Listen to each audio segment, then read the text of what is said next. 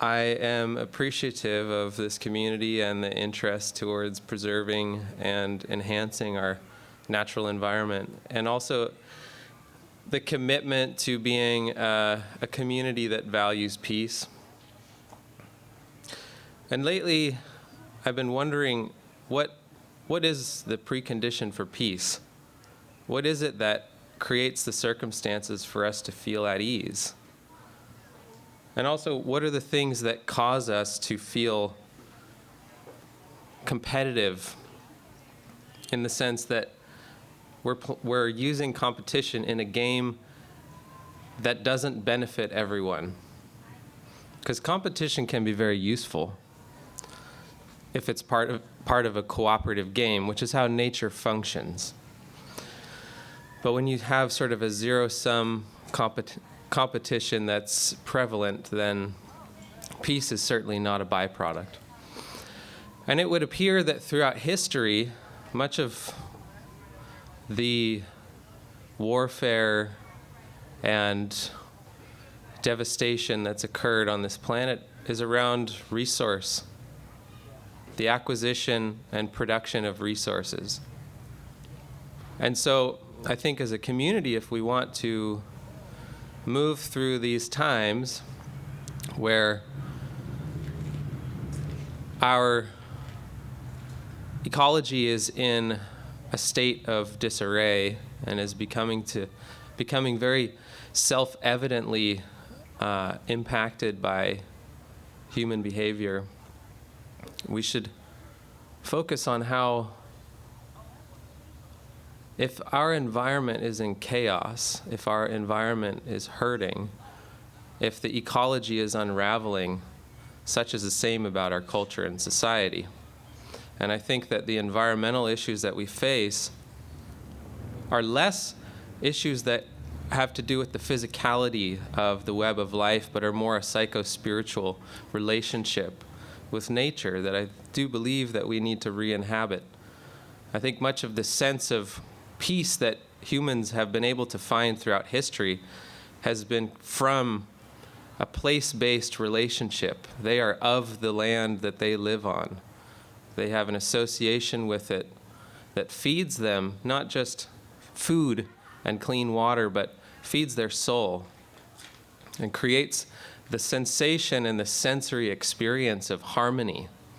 When nature is in harmony and the community works together to preserve, protect, and rehabilitate or regenerate their environment, that is true togetherness. And then we start to see these sort of concepts that can be somewhat abstract about oneness and the unified experience being witnessed every single day when you feed yourself from a system that you yourself brought back into health. And so, many of the cultures that came before Western civilization didn't have stories or narratives or words to explain oneness. It was already just there. It was part of the cultural fabric. And it was known that what you do to yourself, you do to the next person and to the environment that surrounds you.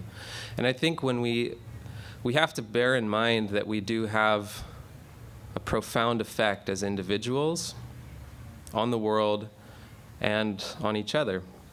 And especially now when we're in such a polarized environment, politically, ideologically, when it comes to what to do about the environment and how to repair things or what needs to be done, I think it's really crucial that we understand that we must choose our words carefully, we must choose our actions intentionally, and make whatever ripple that we're going to create something that is beneficial and everybody wins in the situation.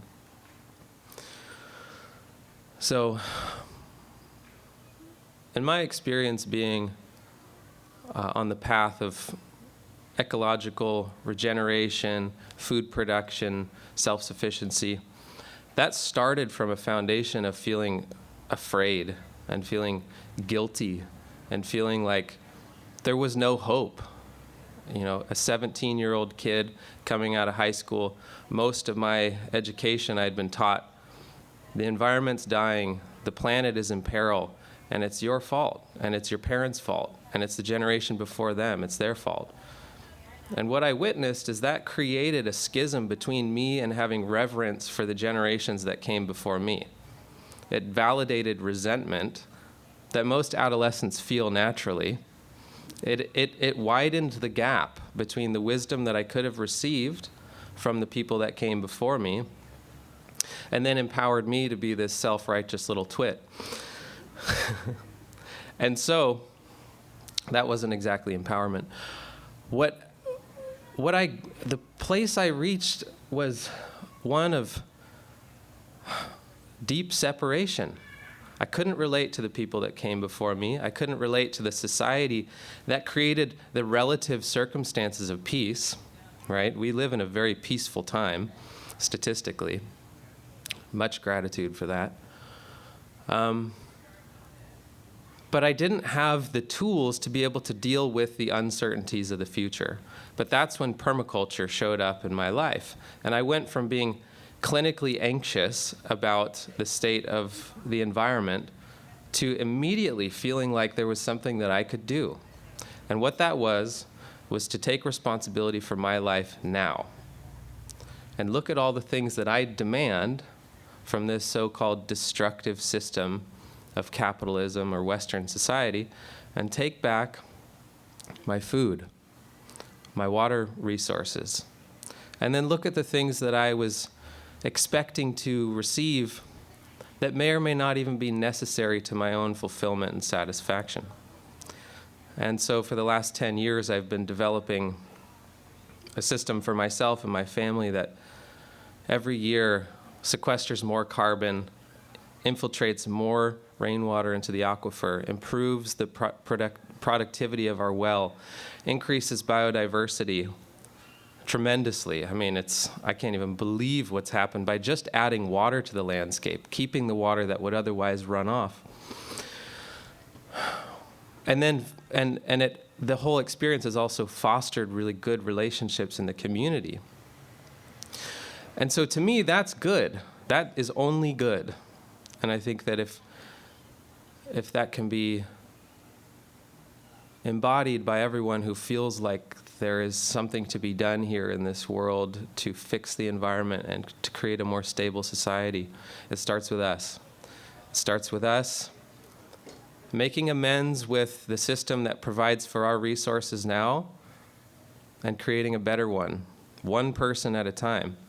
The most destructive thing that humans are involved in right now is agriculture and feeding ourselves. And we can change that, and we can take responsibility for the fact that every person eats a half a ton of food a year. There are 10 tons of eroded soil to each half ton of food that every person eats every year. That's a per person status. How about we accrue more soil with our agricultural production? How about we're building soil every year? And we have this tremendous opportunity, right? Because we got all this carbon in the atmosphere. And, carbon's a really important building block for life. And the carbon that's in the atmosphere is partially from the agricultural landscapes across the planet. Oxidized carbon through mismanagement of soils. But there's also this carbon that wasn't part of the terrestrial cycle. And I think if we can empower ourselves to engage in agricultural endeavors and resource production that build soil, we can start to sequester the carbon that's floating in the atmosphere and use it as a tool and resource for helping to stabilize our agricultural soils, helping to ensure that we'll have topsoil to sustain a large and growing population of people on this planet. And if we do that very successfully, we may actually have the deepest topsoils in living history, because that fossilized carbon was never part of what we could utilize. And so I think while the situation does appear dire, I think there are some tremendous opportunities. And if we shift our orientation towards something that's positive and pro-human and gives us a narrative where we can be responsible now, and it's only going to strengthen our own resiliency as a community, it's going to strengthen the relationships between us, it's going to alleviate the anxiety that we feel on a daily basis of seeing all of these very alarming figures in the media, and engage us on a daily basis in something that is sequestering carbon, is creating habitat for wildlife, enhancing biodiversity, recharging aquifers, right? We are ecological stewards. We are not a scourge on the planet. And we need to remember that most of our history, we've been a part of this planet. And I think we need to get back to the garden, so to speak. So I appreciate the opportunity to speak, and